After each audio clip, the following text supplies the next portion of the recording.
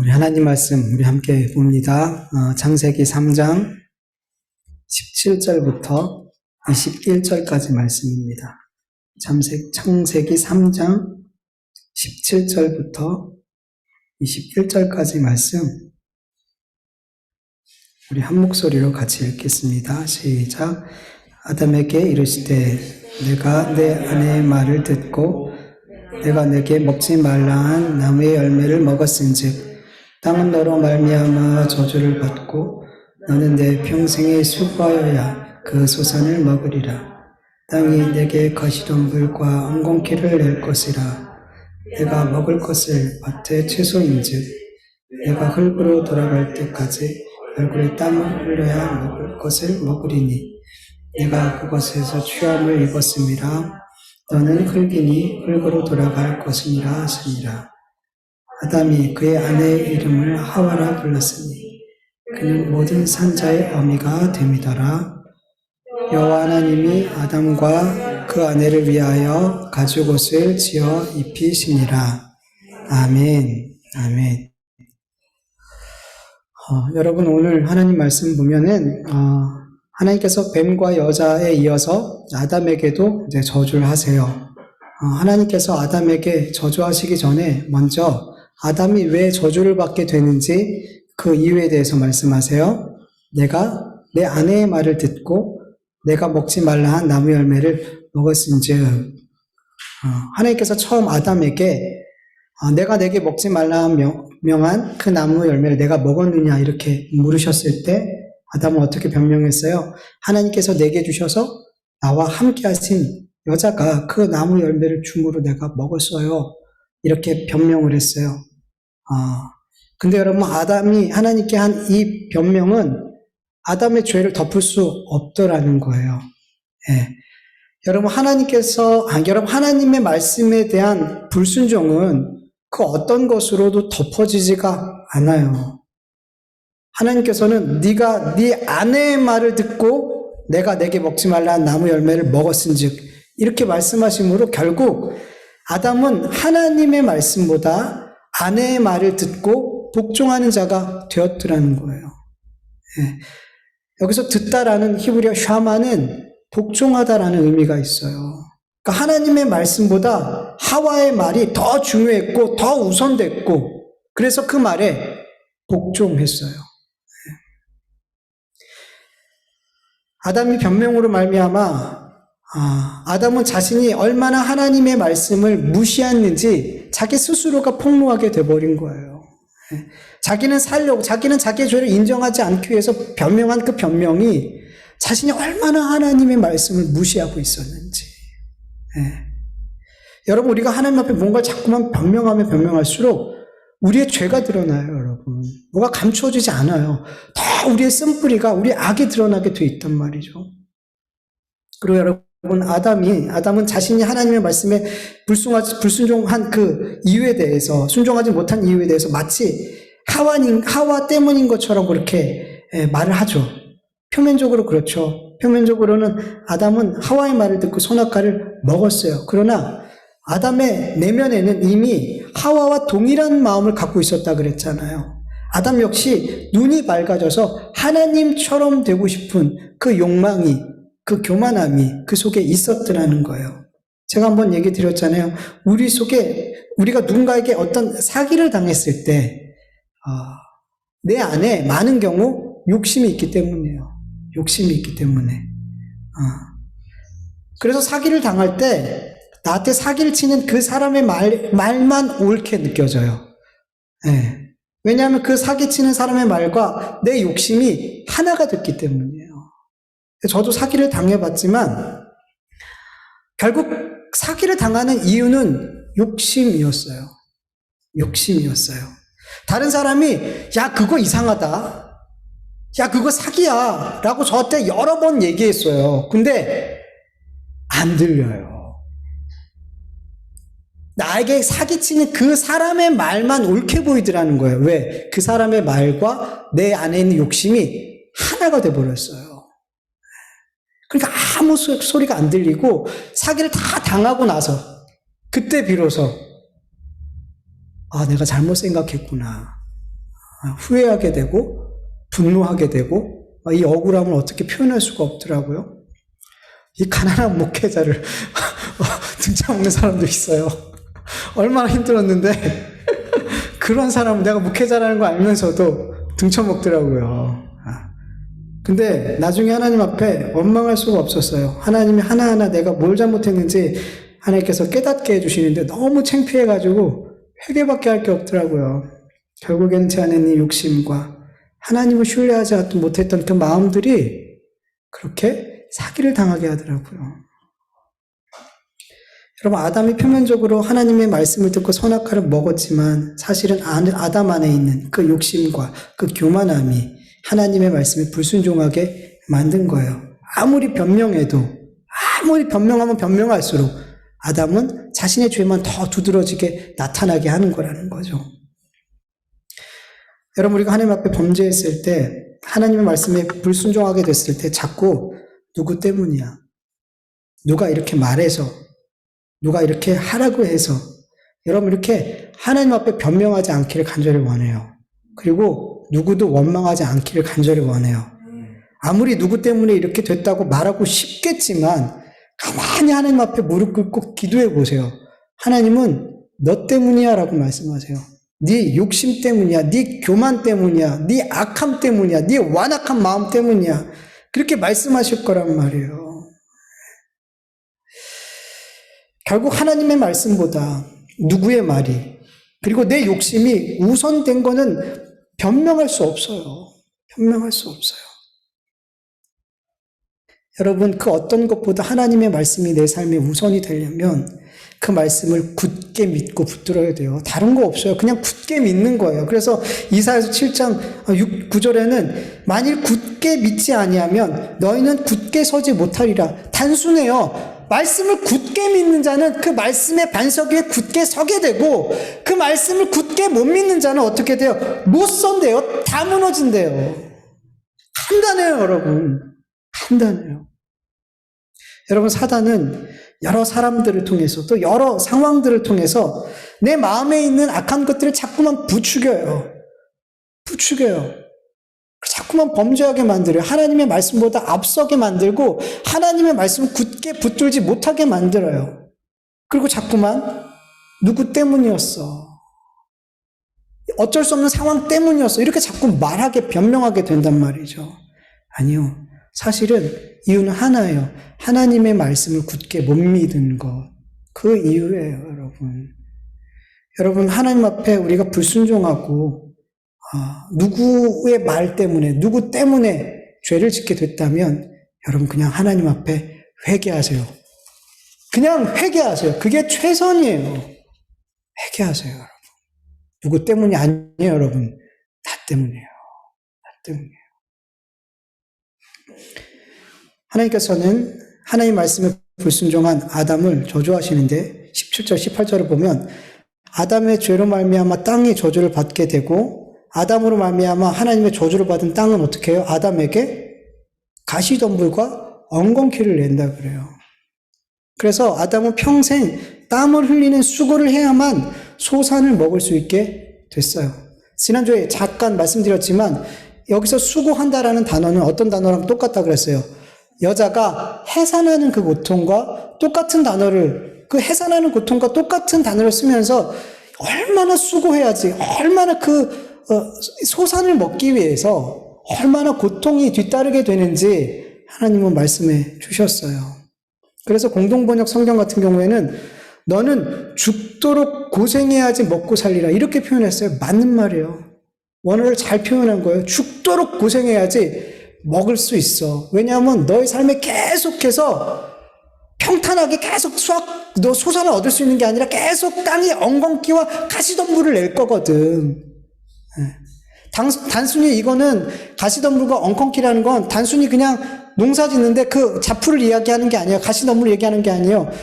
농사만 짓고 사는 게 아니잖아요. 우리가 삶을 살아가는데, 먹고 사는 데 있어서 수많은 방해거리들이, 우리가 그 일을 하게 하는 데 있어서 계속 힘들게 하는 것들이 우리의 삶에 계속 일어나게 되더라는 거예요. 그런 가시덤불과 엉겅퀴가 계속 우리의 삶을 수고롭게 한대요. 먹고 살기 힘들게. 그런데 여러분, 죽도록 고생스러운 노동을 해야지 먹고 살 수 있는 것. 이것이 정말 하나님께서 아담에게 내리신 저주일까요? 이게? 단순히 먹고 살기 위해서 죽도록 고생스러운 노동을 해야만 하는 것. 이것이 하나님의 저주로 임한 자들에게는, 그런 자들은 하나님의 자녀가 아닐 확률이 높아요. 그냥 먹고 사는 것. 그것이 수고로운 고생. 그것이 하나님의 저주로만 임한 사람들은 하나님의 자녀가 아닐 확률이 높아요. 왜냐하면은, 이 가시덤불과 엉겅퀴는 단순히 고된 노동, 먹고 살기 위한 고된 노동 그 이상의 의미를 가지고 있기 때문이에요. 네. 여러분, 성경에서 가시나무와 엉겅퀴는 영적으로 보면 하나님의 복과 정반대되는 것을 상징해요. 히브리서 6장 7절에서 8절 같이 읽어볼까요?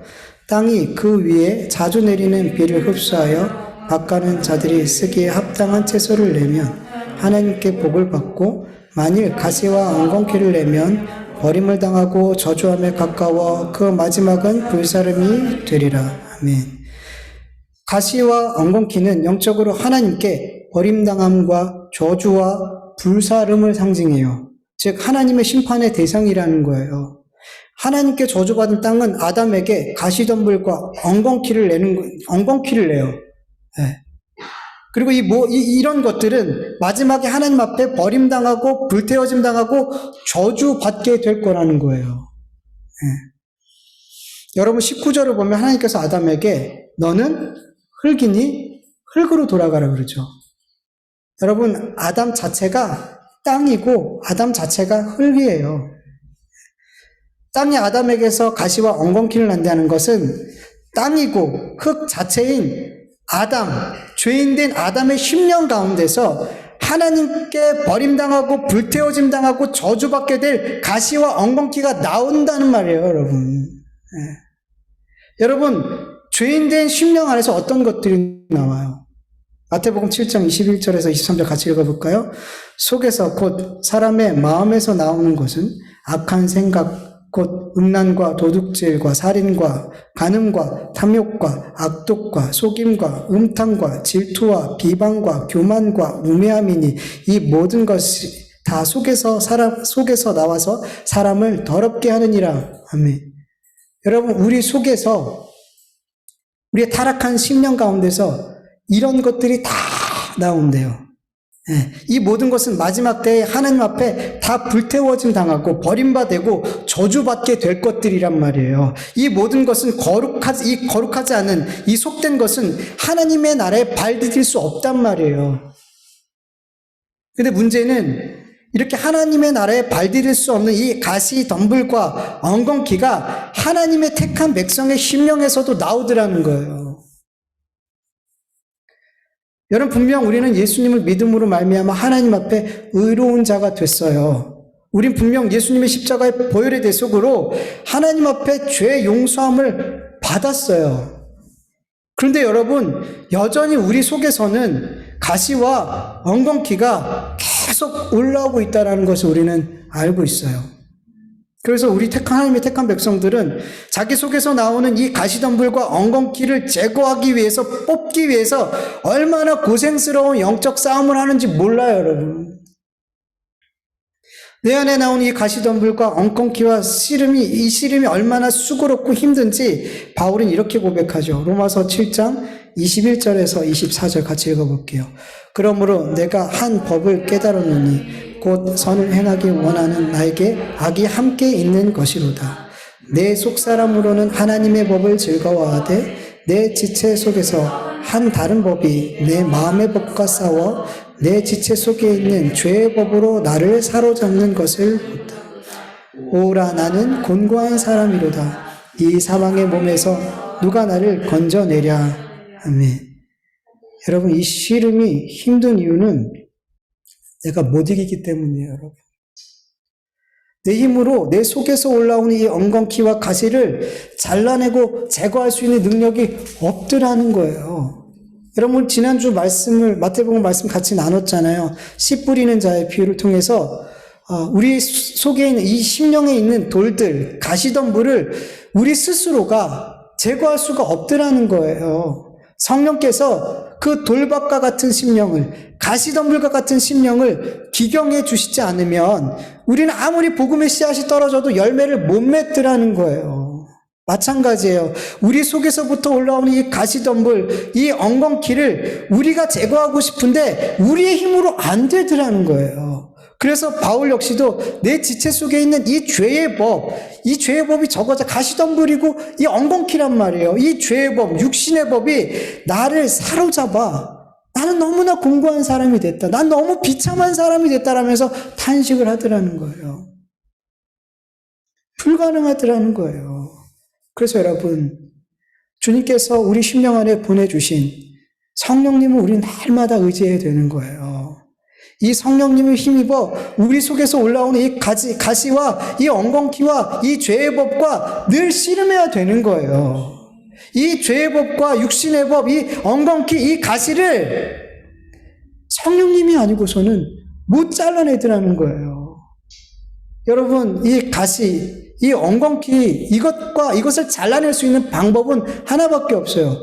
나를 부인하는 것, 십자가를 지는 삶, 순종의 삶. 이것만이 우리 속에 나오는 이 엉겅퀴와 이 가시를, 이 육신의 법을 잘라낼 수 있단 말이에요.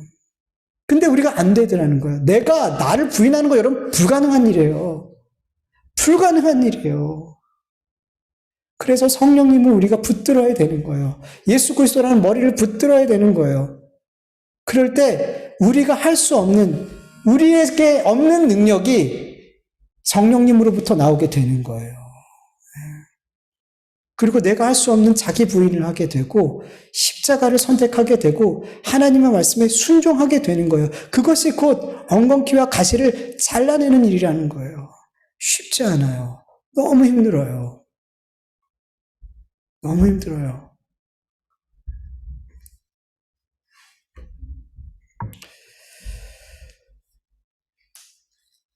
이런 수고로운 씨름을 통과해 갈 때 우리는 영적인 열매를 맺게 되는 거예요.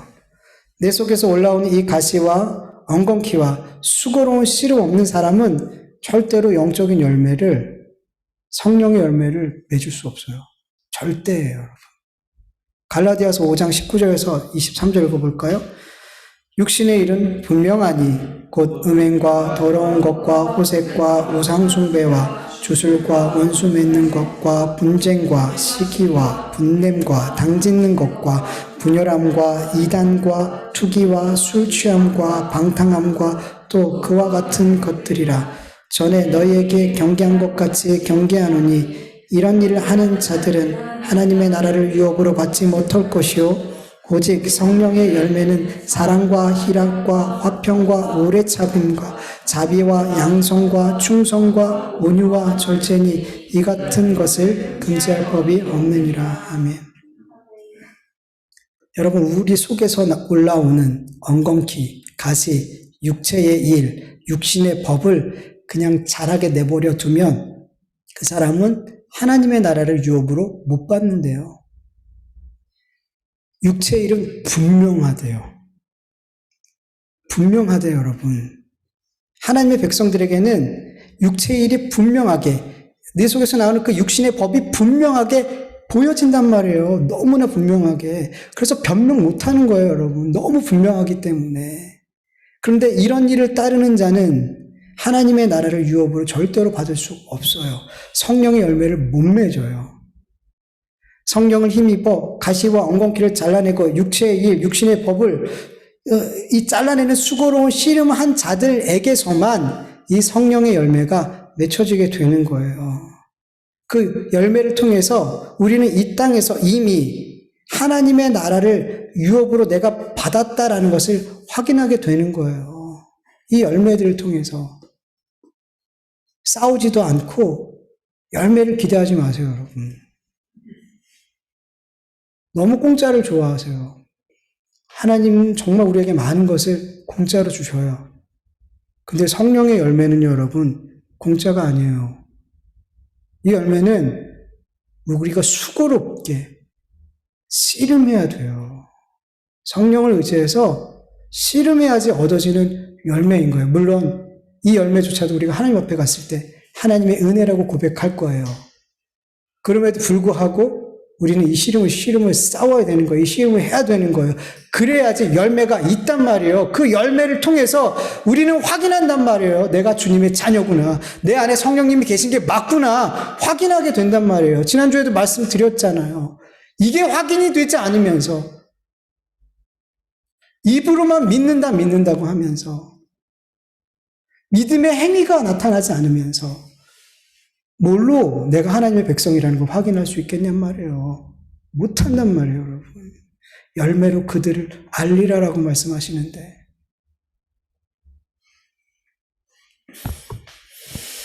여러분 19절을 보면 하나님께서는 아담에게 너는 흙이니 흙으로 돌아갈 것이니라 이렇게 말씀하세요. 창세기 2장 17절에 보면 선악을 알게 하는 나무 열매를 먹지 말라. 내가 먹는 날에는 반드시 죽으리라.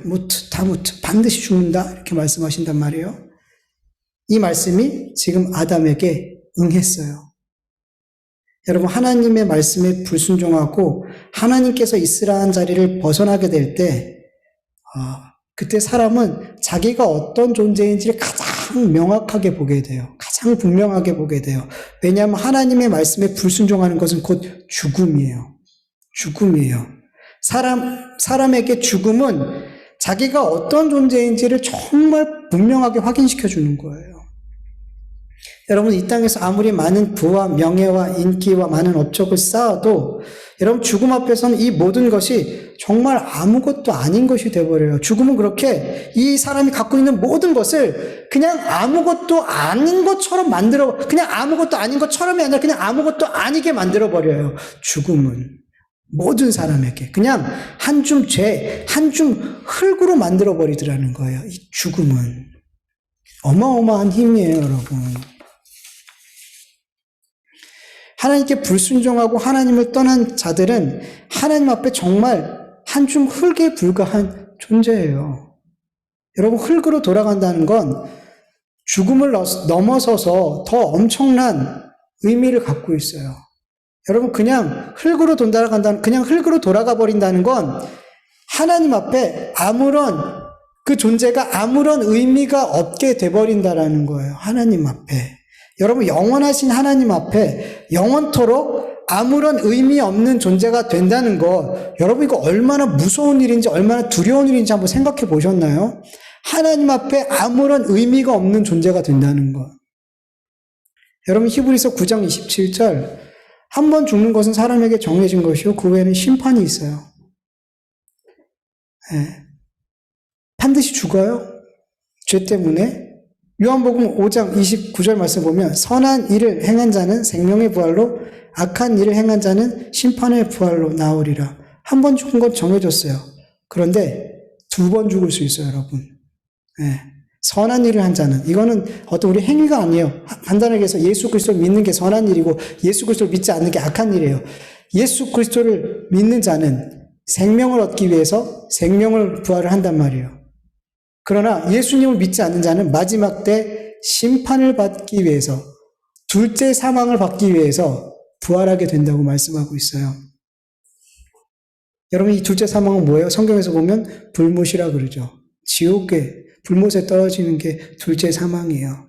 그러나 이긴 자는 예수 그리스도를 믿고 이긴 자는 이 둘째 사망의 해를 받지 않는다고 말씀해요. 요한계시록 2장 11절 귀 있는 자는 성령이 그에게 하는 말씀을 들을지어다. 이기는 자는 둘째 사망의 해를 받지 아니하리라. 이긴 자는 둘째 사망이 역사하지 못해요. 그러나 진 자는 예수 그리스도를 믿지 않은 자는 악을 행한 자는 둘째 사망으로 들어가게 되고 그 사람은 하나님 앞에 의미 없는 자가 돼요. 여러분 하나님 앞에 의미 없는 자는 지옥에서 영원토록 형벌을 받고 있을 때에도 하나님 앞에 아무런 의미가 없는 거예요. 그가 영원히 불못해서 고통받아도 하나님은 그에게 아무런 관심을 두지 않으세요. 그들이 그 고통과 신음 가운데 부르짖는데 그게 누구에게도 전달되지 않아요. 저는 이 말씀을 적으면서 막 너무 섬찟했어요. 지옥의 형벌을 그렇게 끔찍하게 받고 있는데 그 형벌을 하나님이 아무런 관심을 두지 않아요. 이 땅에서 우리는 고통당하면 하나님이 내 고통을 들으시고 앓으시고 위로하시고 소망이 있잖아요. 근데 그 영원한 지옥에서 영원토록 고통을 당하고 있는데 하나님이 나에게 그 고통에 대해서 아무런 관심을 두지 않아요. 영원토록이에요, 여러분. 저는 이 말씀을 막 적어 내려가면서 막 소름이 돋았어요. 너무 두려운 거예요. 하나님 앞에 의미 없는 존재가 돼버리는 게 어떤 것인지. 여러분, 불못에 던져지는 것이 정말 큰 형벌이 아니라 하나님 앞에 영원토록 아무런 존재감 없는, 의미 없는 존재가 되는 게, 여러분, 이게 진짜 형벌이에요, 여러분. 그냥 흙으로 돌아가는 것. 아담의 불순종이라는 죄로 인해서 이 땅의 모든 사람은 죄인이 됐어요. 그리고 모든 사람은 이 죄로 인해서 죽을 수밖에 없어요. 네. 로마서 5장 12절, 그러므로 한 사람으로 말미암아 죄가 세상에 들어오고 죄로 말미암아 사망이 들어왔나니 이와 같이 모든 사람이 죄를 지었으므로 사망이 모든 사람에게 이르렀느니라. 우리도 아담과 동일하게 하나님의 말씀에 불순종한 죄를 지은 자가 되었고 반드시 흙으로 돌아가야 돼요. 그런데 여러분, 아담과 똑같은 불순종의 죄를 짓고 죽을 수밖에 없는, 흙으로 돌아갈 수밖에 없는 모든 사람들이지만 그들 가운데 어떤 이들은 한 줌 흙으로 하나님 앞에 의미 없는 존재로 끝나는 것이 아니라 하나님 앞에 자녀로 부름받으라는 거예요. 자녀로 부름받으라는 거예요. 하나님께서 예수 그리스도 안에서 끊을 수 없는 사랑으로 누군가를 사랑하시더라는 거예요.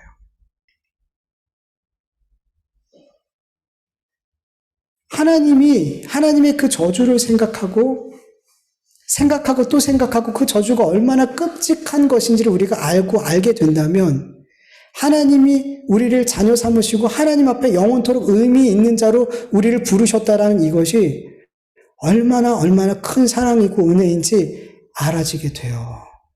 정말 내 마음으로 이 하나님의 지옥의 형벌이 얼마나 끔찍한 건지 여러분 진짜 깊이 묵상해 보신다면 나를 사랑하시고 하나님의 자녀 삼으신 이 은혜가 얼마나 놀라운지를 정말 깨닫게 될 거예요. 저 이 말씀을 준비하면서 그 어느 순간보다 하나님께 감사했어요. 정말 너무너무 감사했어요. 나를 하나님 앞에 의미 있는 자로, 자녀로 사랑하신 거가 정말 너무 감사했어요. 어떻게 표현할 수가 없어요. 여기다가, 그냥 이 원고에다가 그 마음을 너무 안타까워요. 제가 느껴지는 그 마음을 담아낼 수가 없어서, 그냥 말로 어떻게 담아낼 수가 없어. 전 그게 너무 안타까워요. 어떻게 표현해야지 이걸 표현해낼 수 있을까. 그 마음으로 적어 내려갔어요. 정말 표현할 길이 없더라고요. 여러분, 하나님이 얼마나 두려운 분이신지 우리는 알아야 돼요. 그리고 우리를 얼마나 사랑하시는지 우리는 알아야 돼요. 그럴 때 우리의 삶에 하나님을 경외하는 삶이 나와요. 하나님을 정말 사랑하고 하나님의 말씀에 순종하는 삶이 나와요. 우리를 흙으로 돌아가는 저주의 삶으로 끝나지 않게 하신 이 하나님께 우리가 할 수 있는 것은 정말 감사와 찬송밖에 없어요. 진심이에요, 여러분. 진심이에요. 뭘 할 수 있겠어요, 우리가. 20절을 보면 하나님의 모든 저주의 말씀이 끝난 뒤에 아담은 자신의 아내의 이름을 하와라고 불러요. 우리가 아는 것처럼 하와의 이름은 모든 산자의 어미라는 뜻이죠. 여러분, 방금 아담은 하나님께 죽음이라는 저주를 받았어요. 근데 이 저주의 말씀이 끝나자마자 히브리 원어로 보면 그러자 그는 이름을 선포하였다.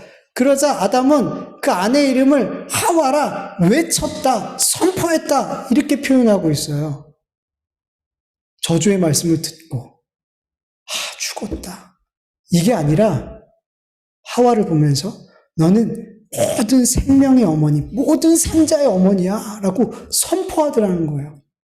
이 선포 안에 여러분 절망이 있어요? 아니요. 소망과 기쁨이 있어요. 어떻게 이럴 수 있을까요? 방금 하나님 앞에 저주받았는데. 여러분 아담은 이 모든 하나님께서 뱀과 하와와 자기에게 저주하는 이 모든 말씀 가운데서 뭘 발견했어요? 자신들을 향한 하나님의 구원의 계획을 발견했어요. 여자의 후손을 통해서 여자를, 교회를 어떻게 구원하실지를 깨달았더라는 거예요. 이것을 깨달은 아담은 하나님의 저주의 말씀이 끝나자마자 하와 이렇게 선포하더라는 거예요. 너의 이름은 하와야. 여러분, 하나님의 구원의 백성은 어떤 상황에서도 하나님의 구원의 말씀을 깨닫고 붙들고 믿게 돼요. 하나님의 진노 가운데서도, 하나님의 책망 가운데서도 하나님의 백성은 자신들을 향한 하나님의 계획이 구원이라는 것을 굳게 믿을 수 있단 말이에요. 여러분, 우리가 때때로 하나님께 불순종할 수 있어요. 죄를 지음으로 하나님께 책망받고 징계받을 수도 있어요. 그런데 진짜 하나님의 백성은 그 책망과 징계 가운데서도 우리를 향하신 하나님의 뜻, 하나님의 계획은 변함없다라는 것, 우리를 향하신 그 사랑은 변함없다라는 것을 알고 믿어요. 그들이 진짜 하나님을 아버지라고 부르는 자녀들이란 말이에요. 그 하나님의 신실하심을 의심치 않는단 말이에요. 여러분, 우리가 계속 믿음의 삶을 살다가 실족할 수도 있고 넘어질 수도 있고 죄를 지을 수 있어요. 그리고 혼날 수도 있겠죠. 징계받을 수도 있겠죠. 그러나 여러분, 하나님 말씀하시죠. 사랑하는 자를 주님은 때리세요. 징계가 없으면 사생자라 그래요. 여러분, 그 고난과 우리가 죄를 지음으로 말미암아 맞는 그 징계 안에서도 여러분 우리는 하나님의 구원을 발견할 수 있고 그 구원을 붙들어야 되는 거예요. 여러분 21절을 보면 하나님께 불순종하여 죄인된 아담과 하와를 위하여 하나님께서 가죽옷을 지어주시고 또 입혀주세요. 성경에는 지으시고 입히신다라고 나와 있는데 원문으로 보면 뚝 떨어져 있어요. 지으시고 마지막에 입히셔요. 그걸 같이 입는 것과 따로 떨어져 있는 건 다른 의미예요, 여러분. 여러분, 우리가 알다시피 가죽 옷을 만든다는 건 어떤 짐승이 죽어야 되죠. 어떤 짐승의 희생이 필요한 거죠. 하나님께서는 아담과 하와에게 가죽 옷을 입히시기 위해 아담과 하와의 죄와는 전혀 무고한, 전혀 상관없는 어떤 짐승을 죽이셨어요. 그리고 그 가죽으로 옷을 지으셨어요. 그리고 아담과 하와의 무화과 잎으로 만든 그 치마를 벗기시고 손수 가죽 옷을 입혀주셨어요. 여러분, 이 말씀이 어떤 의미인지 우리는 너무 잘 알고 있죠. 여러분, 아담과 하와로 말미암은 이 모든 인류의 죄는 무화과 잎으로 사람이 만든 그 어떤 것으로 가리워지고 용서받을 수 없어요. 사람이 해결할 수 없어요. 이 모든 죄와 허물과 수치는 하나님 앞에 하나도 가리워지지 못해요. 숨겨지지 못해요. 이 우리 인간의 죄와 허물과 수치가 감추어지고 해결될 수 있는 건 하나님의 방법으로밖에 해결이 안 되는 거예요. 하나님의 방법. 사람의 방법은 없어요. 사람으로는 안 돼요. 그래서 구원받을 수 있는 유일한 길이 예수님이라는 거예요. 다른 이름을 주시지 않았다고 얘기하시는 거예요. 말씀하시는 거예요. 하나님의 방법이 뭐예요? 죄와 상관없으신 예수 그리스도를 어린 양으로 이 땅에 보내주시고 십자가에서 그 예수 그리스도의 가죽을 벗기셔서 그 예수라는 의의 옷을 지으시고 그 의의 옷을 하나님의 자녀들에게 한 사람 한 사람 다 입혀주시는 거예요.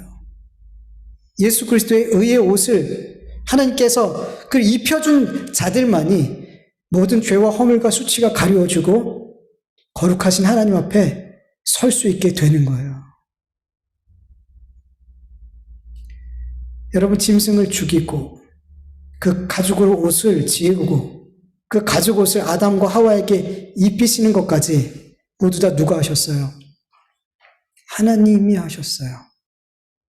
너무나 뻔뻔스럽게 하나님의 말씀에 불순종하고 자신의 죄를 인정치 않는 아담과 하와는 하나님으로부터 다 받기만 했어요. 다 받기만 했어요. 그 어떤 것도 자기가 한 게 없어요, 이 가운데. 여러분, 우리 구원도 마찬가지죠. 너무 뻔뻔스럽죠. 아무것도 하지 않았어요. 우린 구원을 위해서 그 어떤 것도 하지 않았어요.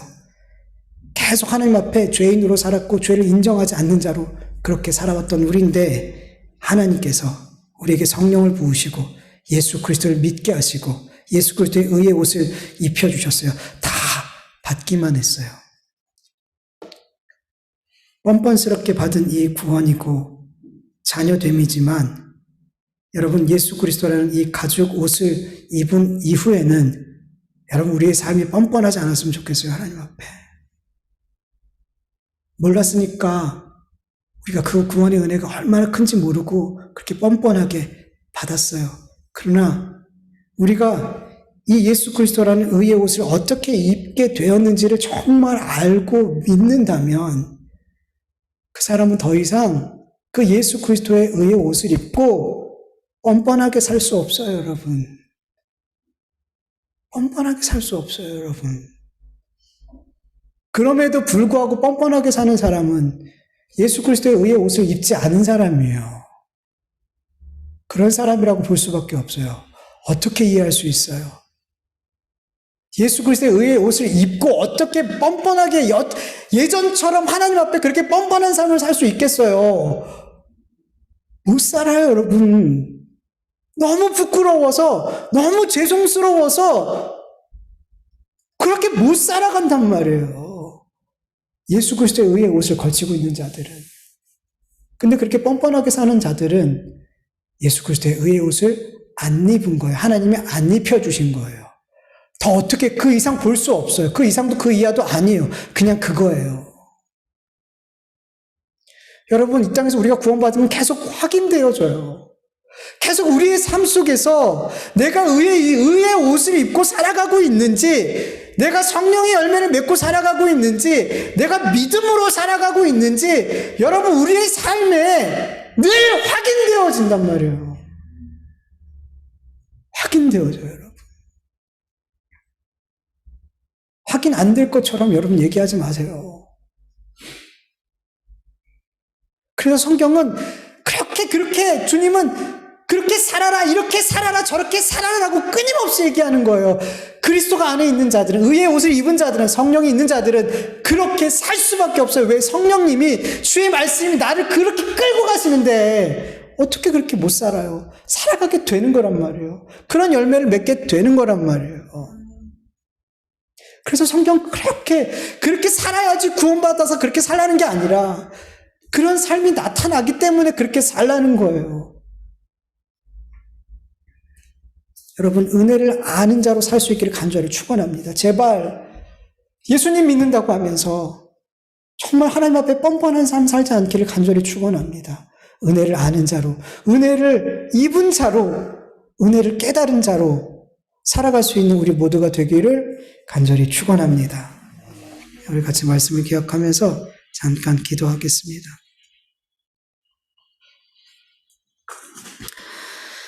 하나님 아버지 감사합니다. 오늘도 우리 하나님 말씀을 함께 나눌 수 있도록 도와주심을 감사합니다.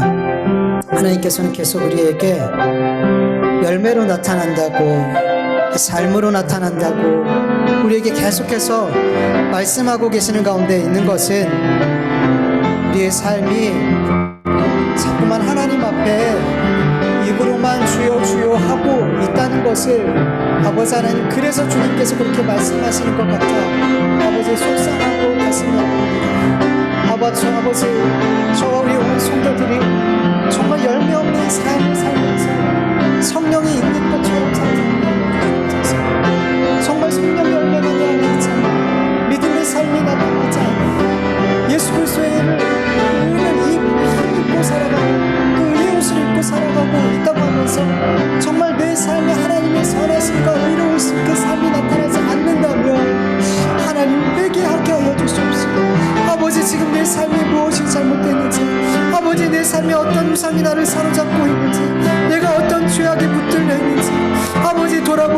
것이 없으면 간절히 바랍니다. 하나님 열매 없는 자로, 아버지 하나님 열매 없는 자로 살아가지 않게 해주시옵소서. 내 안에 성령님이 계시면, 내 안에 주의 말씀이 계시면 아버지 열매가 나타날 수밖에 없는데, 아버지 주의 말씀에 순종할 수밖에 없는데, 아버지 하나님 아버지 주의 은혜를 구원의 은혜를 깨달을 수밖에 없는데, 하나님 도와주시옵소서. 정말 우리의 삶을 돌이켜보게 하여 주시옵소서. 하나님 우리의 삶을 돌이켜보게 하여 주시옵소서. 정말 내 삶에 예수 그리스도의 향기가 되고 나게 하여 주시옵소서. 내 삶이 정말 세상에서 예수 그리스도의 편지가 되게 하여 주시옵소서. 하나님 도와주시옵소서. 하나님 도와주시옵소서. 우리의 삶을 돌이키게 하여 주시옵소서. 우리의 삶을 돌이켜볼 수 있게 하여 주시옵소서. 주여 은혜를 베풀어 주시옵소서. 주여 은혜를 베풀어 주시옵소서. 주여 은혜를 베풀어 주시옵소서.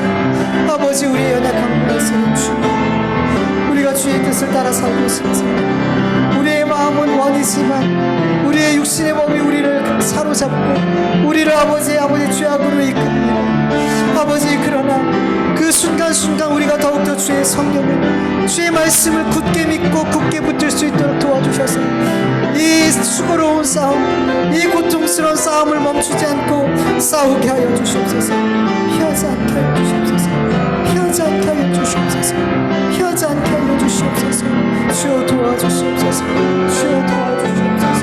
주여 도와주시옵소서.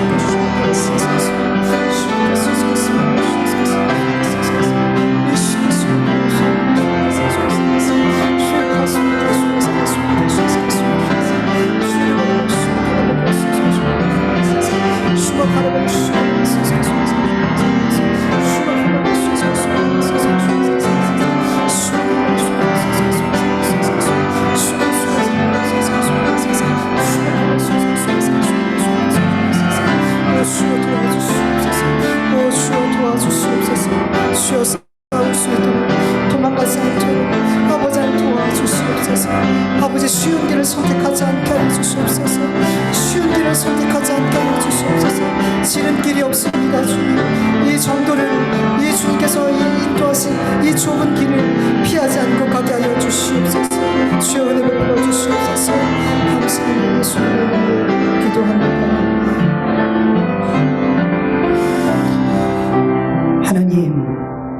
하나님께서는 계속 주명교회를 향하여 열매를 맺으라고 말씀하십니다. 주명교회를 향하여서 의의 옷을 입은 자의 삶을 살라고, 은혜를 아는 자의 삶을 살라고, 믿음이 있다면 믿음의 삶을 그 삶으로 나타내 보이라고 계속 하나님께서 주명교회를 향해 우리 성도를 향해서 저를 향해서 말씀하고 계십니다. 우리가 그렇게 하지 못하는 삶을, 우리가 입술로만 주여 주여 하는 삶을 살아가고 있기에 주님은 또 말씀하시고 또 말씀하시는 것 같아서 마음이 힘들고 어렵습니다. 주님 용서하여 주시옵소서. 입술로만 믿는 척하고 입술로만 거룩한 척하고 입술로만 하나님을 아는 척하고 내 삶에는 빈 껍데기인 이 모습을 보면서 주님 안타까워하시고 말씀하시고 또 말씀하시는데 우리는 여전히 귓등으로 이 하나님의 말씀을 흘려듣고 있진 않는지 주님 우리를 불쌍히 여겨 주시옵소서. 하나님 쉬운 길은 없습니다. 그리스도인에게 쉬운 길은 없는 것을 너무나 잘 알고 있습니다. 그런데 자꾸만 이리 피하고 저리 피하고 마치 지름길이 있는 것 같이 생각하며 그렇게 자꾸만 쉬운 길로, 어렵지 않은 길로, 고통스럽지 않은 길로만 가려는 우리의 삶을 회개합니다. 주님 정도를 가게 하여 주시옵소서. 예수님이 좁은 길로 가라 그러면 그 좁은 문으로 들어가서 좁은 길을 행할 수 있도록 하나님 도와주시옵소서. 우리가 용기가 없습니다. 결단도 못합니다. 부족하고 연약한 것 투성입니다. 그래서 주님을 붙듭니다. 주님을 붙듭니다. 주님의 성령을 붙들고 의지할 때마다 하나님 우리가 이 모든 십자가의 길, 자기 부인의 길, 이 좁은 길을 반드시 끝까지 걸어갈 수 있도록 은혜 베풀어 주시옵소서. 주님 도와주시옵소서. 말씀이 제발 내 삶에 성령의 열매로 맺혀질 수 있도록 도와주시옵소서. 이 말씀에 순종하기 어려운 것 저도 우리 성도님들도 너무 다 잘 알고 있사오니 주님께서 도와주세요. 도와주세요.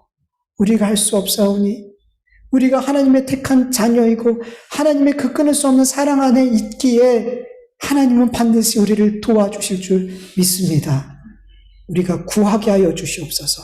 구하는 것까지도 안 하는 그런 게으른 자 되지 않게 하여 주시고 꼭 주님을 의지하고 구하여서 정말 주님의 길을, 이 십자가의 길을 잘 따라갈 수 있도록. 너는 말로만 믿느냐? 나는 내 삶을 통해서 내 안에 믿음이 있음을 너에게 보여주리라. 이런 선포를 할 수 있는 우리 모두가 되어줄 수 있도록 은혜 베풀어 주시옵소서. 감사하며 예수님의 이름으로 기도합니다. 아멘. 주님 가르쳐 주신 기도로 예배 마치겠습니다. 하늘에 계신 우리 아버지여, 이름이 거룩히 여김을 받으시오며 나라의 임하옵시오며 뜻이 하늘에서 이루어진 것 같이 땅에서도 이루어지이다. 오늘날 우리에게 일용할 양식을 주옵시고 우리가 우리에게 죄 지은 자를 사하여 준 것 같이 우리의 죄를 사하여 주옵시고 우리를 시험에 들게 하지 마옵시고 다만 악에서 구하옵소서. 내게 나라와 권세와 영광이 아버지께 영원히 있사옵나이다. 아멘.